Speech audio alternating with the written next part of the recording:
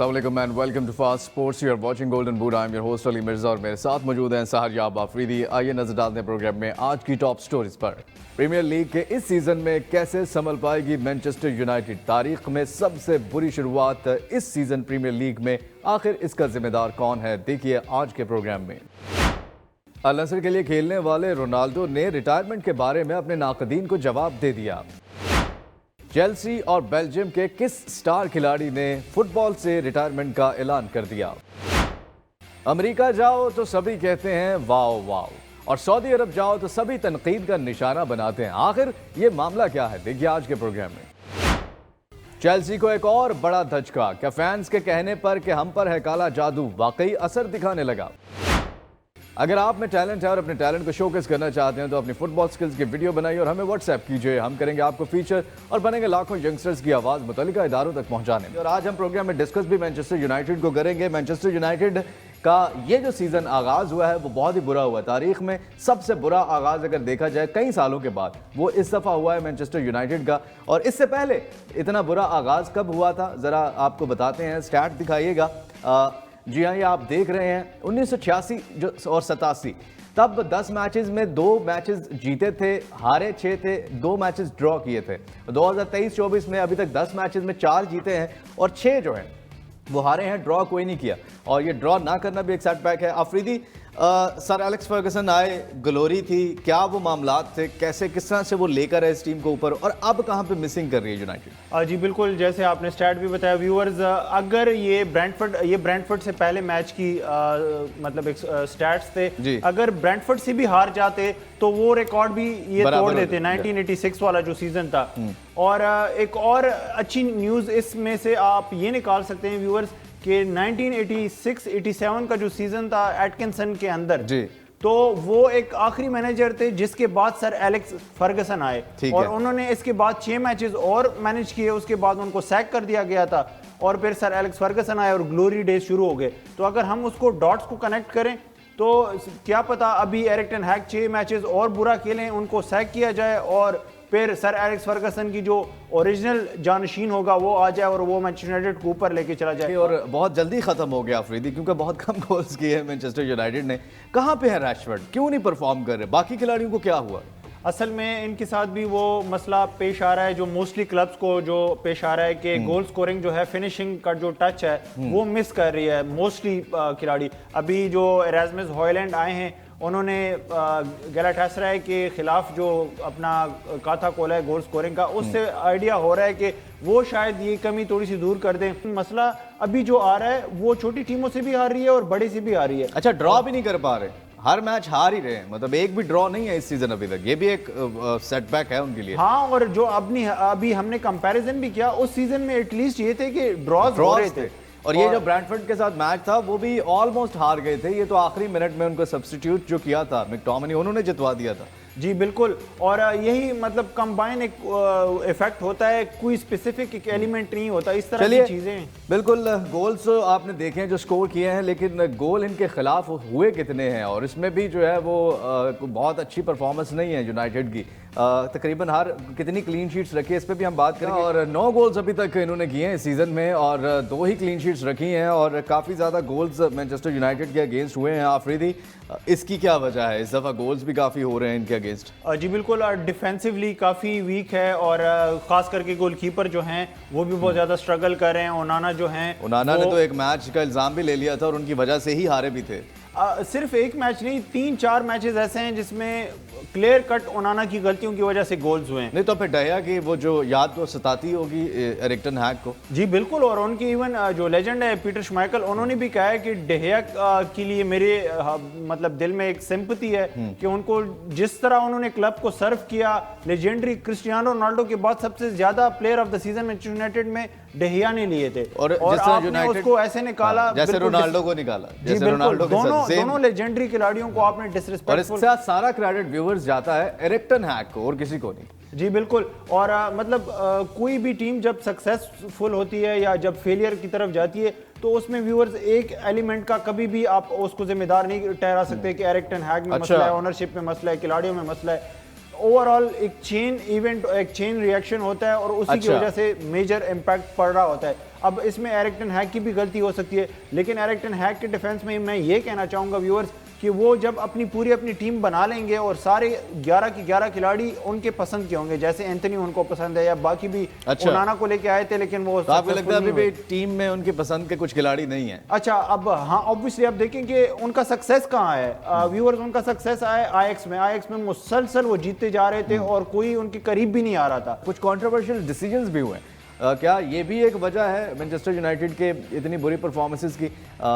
वो जो controversial decisions हैं वो क्या हैं? जी हाँ, काफ़ी पहले भी हम ये बात कर चुके हैं कि वीआर टेक्नोलॉजी बिल्कुल फेल हो गई है प्रीमियर लीग की। अगर बात करें आफरीदी, यहाँ पर भी कुछ कंट्रोवर्शियल डिसीजंस है, कुछ हक में भी आए हैं यूनाइटेड के और कुछ अगेंस्ट भी आए हैं। इनको आप किस तरह से देखते हैं? हाँ, ये तो है कि वीआर के पर्सपेक्टिव से अगर देखा जाए इनके 50-50 है। अब वुल्व्स वाला जो मैच जो इनका सीजन का ओपनर था उसमें 1-0 जीत गए थे, लेकिन अगर वुल्व्स को पेनल्टी मिल गई होती तो वो 1-1 से ड्रॉ हो जाता। अच्छा। अभी आर्सेनल के मैच में रासमस हॉयलैंड को अगर पेनल्टी मिल गई होती तो क्या पता तो मैच जीत जाते। इनका जो है वो आप कह सकते हैं कि एक दो मैचेस ऐसे गुजरे हैं कि जहां पे हार से बच सकती थी यूनाइटेड। हाँ, और एक दो ऐसे मैचेस हैं जिसमें वो हार सकती थी या बराबर हो सकता था मैच। जी हाँ, कुछ कंट्रोवर्शियल डिसीजंस हुए हैं और नेक्स्ट जो मैचेस आ रहे हैं मैनचेस्टर यूनाइटेड के लिए, अब वो कितने जीतने जरूरी हैं और कितने मैचेस में जो है वो अगर ना भी जीत सके तो बच सकती है मैनचेस्टर यूनाइटेड। जी आप देख रहे हैं यहाँ पर प्रीमियर लीग और मैनचेस्टर यूनाइटेड के जो चैंपियंस लीग के मैचेस हैं उनके स्टार्ट्स शेफील्ड यूनाइटेड के साथ है। अफरीदी, एक मैच जो 29 अक्टूबर को है मैनचेस्टर सिटी के साथ, बहुत इंपॉर्टेंट मैच, खास करके 29 को एल क्लासिको भी है रियल मैड्रिड बार्सिलोना का और मैनचेस्टर डर्बी भी है, तो एक अच्छा दिन होगा न्यूट्रल्स के लिए जो न्यूट्रल। अच्छा, मुझे बताएं कि एरिक टेन हैग का फ्यूचर कैसा नजर आ रहा है अफरीदी? आपको लगता है कि अब उनको कुछ चेंज करना होगा अपनी स्ट्रैटेजीज में? अभी तक तो वो फ्लॉप ही नजर आ रहे हैं। चेंज तो नहीं, ऑब्वियसली वो जो उनकी स्ट्रैटेजीज हैं उन पे अगर स्टिक करेंगे, अपने प्रिंसिपल्स पे रहेंगे और थोड़ा सा इनको अगर खिलाड़ी भी हेल्प आउट करें, क्योंकि मसला जो मेन चीज आ रही है ना, एरिक टेन हैग अगर कॉन्फिडेंस दे देना अपने प्लेयर्स को तो वो बहुत बड़ा बूस्ट दे सकती है। अब देखें लिवरपूल पिछला सीजन हमने कितना उनको जो है एक तरह से क्रिटिसाइज किया इसी शो में।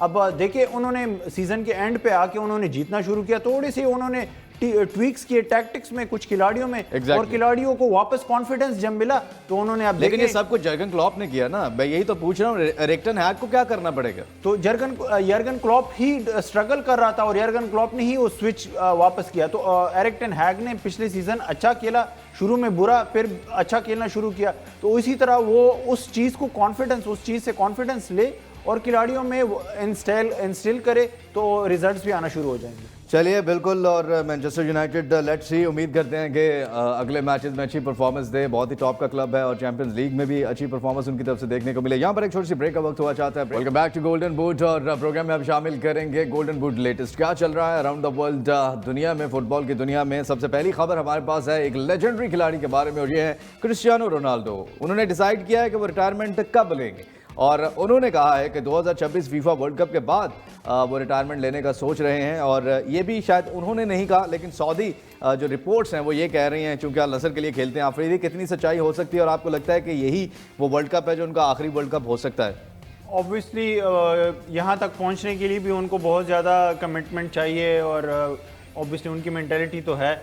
ये कुछ खबरें जो है वो मीडिया आउटलेट से ही आई हैं, मतलब ऑफिशियली रोनाल्डो ने नहीं कहा। अभी इंटरनेशनल ब्रेक पे जब जा रहे थे तो खबर ये आई है कि जब वो इंटरनेशनल ब्रेक पे जा रहे थे तो उन्होंने अल नसर को कहा है कि मैं अपना कॉन्ट्रैक्ट एक्सटेंड करना चाहता हूँ और मैं अल नसर में ही रिटायरमेंट लेना चाह रहा हूँ। अच्छा। तो 2026 तक मेरा, क्योंकि अल नसर के साथ 2 साल का कॉन्ट्रैक्ट उधर से जो है वो एज्यूम कर लिया गया है कि वो रिटायरमेंट पूरे फुटबॉल से शायद 2026 में ही ले ले। हाँ, तो उन्होंने कहा है कि 2 साल का जो कॉन्ट्रैक्ट था उसको एक्सटेंशन मुझे चाहिए।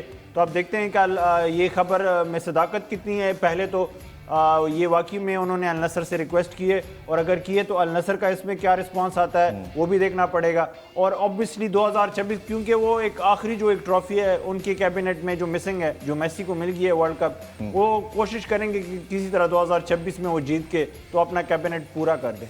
चलिए लेट्स सी उसको जीतने में कामयाब हो पाएंगे और तब तक खेल भी पाएंगे या नहीं। नेक्स्ट हमारे पास क्या न्यूज़ है? बहुत इंपॉर्टेंट न्यूज़ है और बहुत बड़ी न्यूज़ है और ये रियो फर्डिनेंड मेरे बड़े फेवरेट खिलाड़ी थे।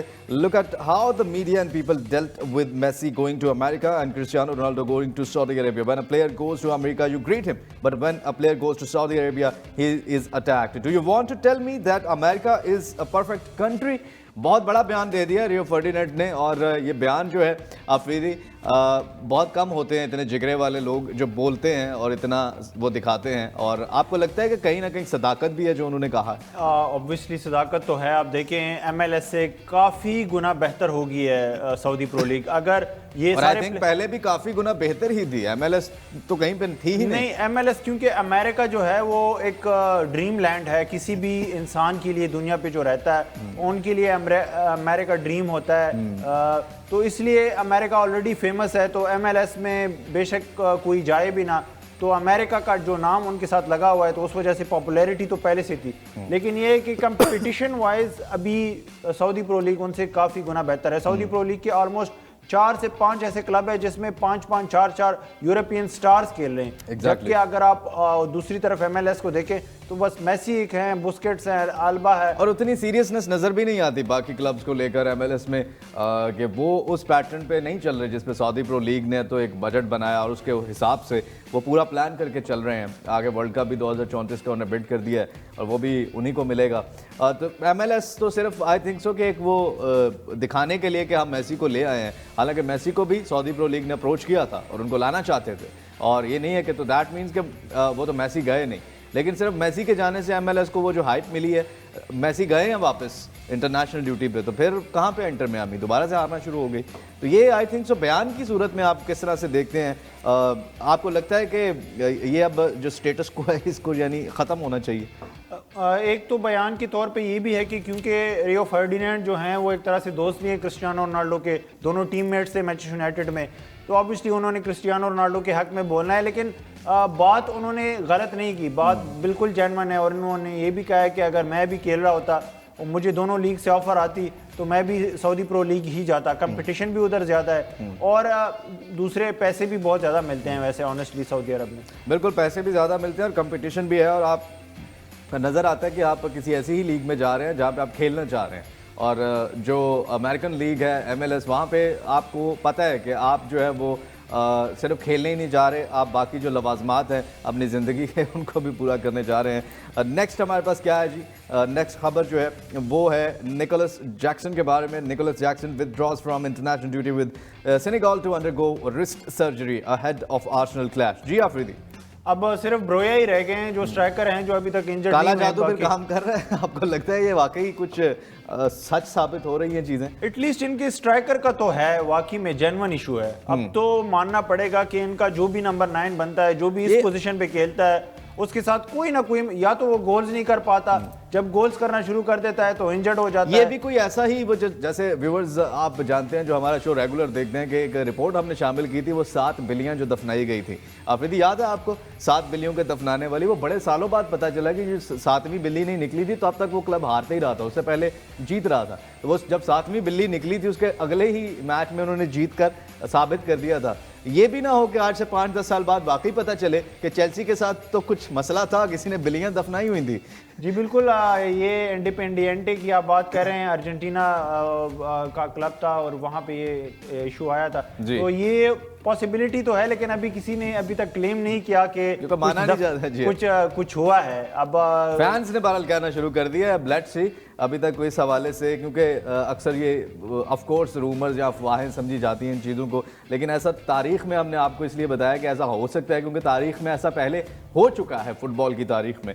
तो क्या पता, एनीवेज अब ये कॉस्ट तो करेगा ये चेल्सी को आफरीदी। अभी वैसे रिपोर्ट्स हैं कि क्योंकि रिस्ट है तो रिस्ट की इंजरी इतना मेजर ब्लो नहीं हो सकती। अगर आर्सेनल के मैच के लिए फिट हो जाते हैं तो एक अच्छी बात होगी, अगर नहीं भी होते तो मुझे लगता है कि एक आध मैच ही, ज़्यादा से ज़्यादा एक आध मैच ही मिस करेंगे, लेकिन ये कि अपने कंट्री के लिए रिप्रेजेंट नहीं कर पाएंगे इस ब्रेक में। जी हाँ बिल्कुल, चलिए लेट्स सी और उम्मीद करते हैं कि फिट हों और खेले आर्सेनल के अगेंस्ट नेक्स्ट। वरना तो बड़ा आसान होगा अगर हार गई चेल्सी के, हमारे तो प्लेयर्स ही फिट नहीं है या फलाम प्लेयर भी फिट नहीं है, तो फिर मुकाबला अच्छा होगा। नेक्स्ट हमारे पास क्या खबर है और ये है हैजर्ड के बारे में। हैजर्ड जो है वो रिटायर हो गए हैं और चेल्सी के विंगर हैं, रियल मैड्रिड के लिए भी फॉर्मर खेलते रहे हैं, पहले खेलते रहे आफरीदी, 32 साल की उम्र में मतलब रिटायर। जी बिल्कुल, मतलब मोस्टली प्लेयर जो हैं 32 साल में पीक उनका चल रहा होता है। लेकिन एक इनके बारे में बहुत ही फेमस चीज़ है कि अगर इनकी मेंटालिटी क्रिस्टियानो रोनाल्डो वाली होती ना, उस तरह से इनको हर रोज़ ही हंगर इनके अंदर होता, तो ये क्रिस्टियानो और मेसी के लेवल के खिलाड़ी थे। अच्छा, इतना इनमें क्लास और टैलेंट था। अगर आप इनके चेल्सी वाला एरा चेक करें या लियल वाला जो फ्रेंच में उन्होंने गुजारा था, वहां भी ये 2 बार जो थे वो young player of the year बने थे, 1 बार फ्रेंच लीग के प्लेयर ऑफ द ईयर बने, फिर चेल्सी में आए, चेल्सी में हर सीजन आउटस्टैंडिंग परफॉर्म कर रहे थे, सिंगल हैंडेडली उनको प्रीमियर लीग जितवा रहे थे। उसके बाद रियल मैड्रिड में गए और जब गए तो समर था, तो समर ब्रेक में इन्होंने ट्रेनिंग छोड़ दी। ऑब्वियसली आपकी अगर छुट्टियां भी है तो आप ब्रेक का मतलब ये व्यूअर्स कभी भी नहीं होता कि एक खिलाड़ी अपनी ट्रेनिंग छोड़ देता है और बाकी चीजें छोड़ दे, फिटनेस छोड़े। फिटनेस आपने कभी भी नहीं छोड़नी होती है एज ए एथलीट। एग्जैक्टली। और मायूस कुन खबर है कि 32 साल की एज में एक ऐसा प्लेयर जो कि इस कैलिबर का था और हम उसको देख सकते थे और खेलता हुआ, अभी रिटायर हो गए हैं। लेकिन कुछ पता नहीं कि इनको शायद कुछ इनके दोस्त वगैरह या जो एक्सपर्ट्स होते हैं वो इनको, जिनके साथ इनके ताल्लुकात होते हैं, अफरीदी फोर्स करेंगे आप वापस ले लो रिटायरमेंट। MLS और सऊदी प्रो लीग दोनों ने काफ़ी ज़्यादा इनको कन्विंस करने की कोशिश की और ऑन टेबल जो इनके लिए सऊदी प्रो लीग से बहुत मेगा ऑफर भी थी, लेकिन इन्होंने कहा कि बस मेरी मोटिवेशन ही अब इतनी ही थी, बस और मैं खेलना नहीं चाहता, मैं कुछ और परसू करना चाहता हूं अपने कैरियर। ये गोल्फ खेलते हुए नजर आए, जैसे वो पहले भी एक खिलाड़ी थे जिन्होंने, हाँ, गैरेथ बेल ने गोल्फ के लिए छोड़ दी थी फुटबॉल को, गोल्फ उन्होंने बाकायदा प्रोफेशनली जो है वो खेलना शुरू किया है। एनीवेज, नेक्स्ट हमारे पास क्या खबर है, बड़ी इंपॉर्टेंट खबर है, और ये Manchester United legend Peter Schmeichel slams Erik ten Hag for trying to sell Scott McTominay. Afridi, अभी ये हम पहले भी बात कर रहे थे, मैकटोमिनी ने पिछला मैच भी जितवाया है, उसके बाद पता नहीं आप पहले भी काफ़ी साइड ले रहे थे एरिक टेन हैग की, लेकिन मुझे समझ नहीं आता कि एरिक टेन हैग के मसले जो हैं वो उन्हीं प्लेयर्स के साथ क्यों हैं जिनको उन्होंने लिस्ट किया हुआ है, वो इनको भी सेल करना चाह रहे थे। इसके साथ साथ जेडन सैंचो का जो मामला है वो भी एंथनी के ऊपर असॉल्टिंग के केसेस हैं। ऑफ कोर्स इजाज़त उन्हें मिल गई है खेलने की, लेकिन उनकी फेवर में हमेशा से रहे हैं। तो क्या मसला क्या है, मतलब जैसे वही रोनाल्डो को निकाला, डेविड डहिया के लिए हालात ऐसे कर दिया, उनको निकाल दिया, क्या कह रहे हैं एरिक टेन हैग? ऑब्वियसली ये जो है वो स्कॉट मैकटोमिनी को इन्होंने पिछला जो समर अभी ब्रेक चल रही थी तो उसमें ट्रांसफ़र लिस्ट किया हुआ था और आखिरी दिन तक कोशिश की इनको बेचने की। हालांकि अगर दूसरी तरफ देखा जाए तो वो मिडफील्डर्स को ढूंढ रहे थे खरीदने के लिए, तो और ये एक यूटिलिटी मिडफील्डर है, खुद पड़ा हुआ था, अपने पास मौजूद था, लेकिन उनको मौका उस तरह से नहीं मिला। हाँ, और ये इस तरह के खिलाड़ी आप बेंच के लिए भी बहुत सूटेबल होते हैं व्यूअर्स, कि आप उनको बेंच पे रखिए, यूटिलिटी खिलाड़ी है, एज अ डिफेंसिव मिडफील्डर खेल सकता है। माइकल शुमाइकल ने, पीटर शुमाइकल ने, सॉरी, आपको लगता है सही किया उन्होंने? हाँ, उनका यही पॉइंट था कि आपने आखिरी दिन पे सुफियान एमराबाद को लिया, जबकि आप मिडफील्डर्स ढूंढ रहे थे। ये एक ऐसी यूटिलिटी खिलाड़ी हैं जो आपको डिफेंसिवली भी हेल्प आउट करते हैं, अटैकिंग भी, और खास करके एज अ सब्स्टिट्यूट हमेशा ही इम्पैक्ट क्रिएट किया है। मतलब वो ये कहना चाह रहे थे कि बच्चा बगल में ढिंडोरा शहर में, आपके पास खुद वो मौजूद है ऐसा प्लेयर, लेकिन आप बाहर से लेना चाह रहे हैं। जैसे उनाना को लिया आपने आज, जबकि आपके पास बेहतरीन गोलकीपर मौजूद थे। Anyways, let's see Erik ten Hag इन मामलात को किस तरह से हैंडल कर पाते हैं। ये कुछ latest happenings around the world football की दुनिया में जो हो रही हैं हमने आपके साथ शेयर की हैं। आज के लिए बस इतना, इंशाल्लाह आपसे दोबारा मुलाकात होगी। आज के प्रोग्राम से अपने मेज़बान अली मिर्ज़ा और सहरयाब अफरीदी को इजाज़त दीजिए। आप प्रोग्राम को रिपीट में देख सकते हैं हमारी वेबसाइट fastsports.tv और हमारे YouTube channel fast sports PK पे। अपना बहुत सा ख्याल रखिए, देखते रहिए fast sports, home of champions. अल्लाह हाफिज़।